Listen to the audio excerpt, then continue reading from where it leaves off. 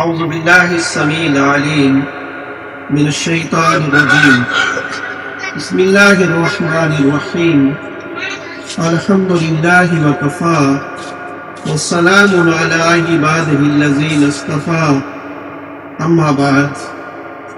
عزیزان گرامی، آج ہم جس موضوع پہ گفتگو کر رہے ہیں وہ موضوع ہے عدت کا بیان. سب سے پہلے ہم یہ دیکھتے ہیں کہ عدت کس سے کہتے ہیں.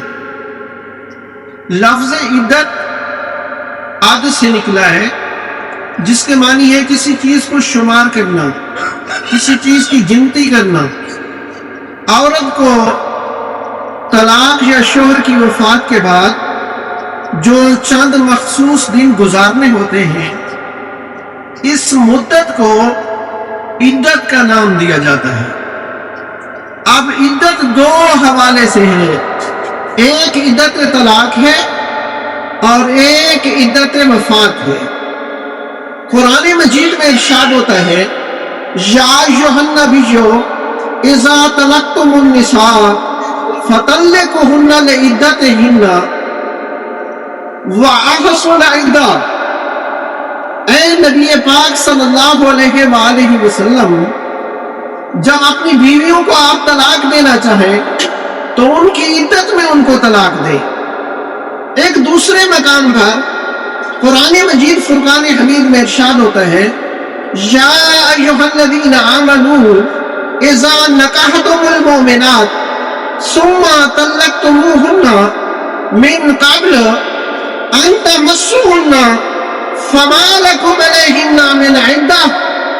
کہ اے مومنو، جب تم مومنہ خواتین سے نکاح کرو اور پھر انہیں ہاتھ نہ لگاؤ اور طلاق دے دو تو ان پر کوئی عدت نہیں ہے. اب ایک عدت ہے طلاق کی اور ایک عدت ہے وفات کی.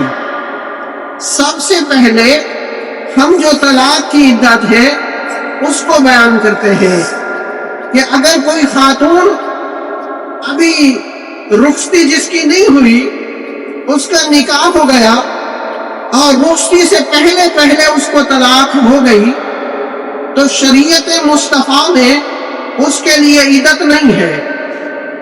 ایسی خاتون جو یاسا ہے، جس کا خون ختم ہو گیا ہے یا 9 سال سے کم ہے، اس کو اگر طلاق ہو گئی ہے تو اس کی عدت بھی نہیں ہے.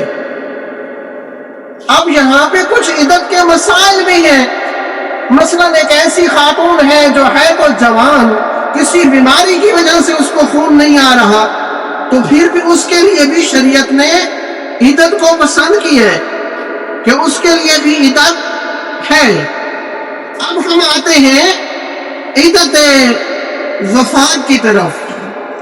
اللہ تبارک و تعالی قرآن مجید فرقان حمید میں ارشاد فرماتا ہے والذین یتوفون منکم ویعذرون ازواجا یتربصن بانفسہن اربعۃ اشہر. کہ تم میں سے جو لوگ وفات پا جائیں اور اپنی ازواج کو چھوڑ دیں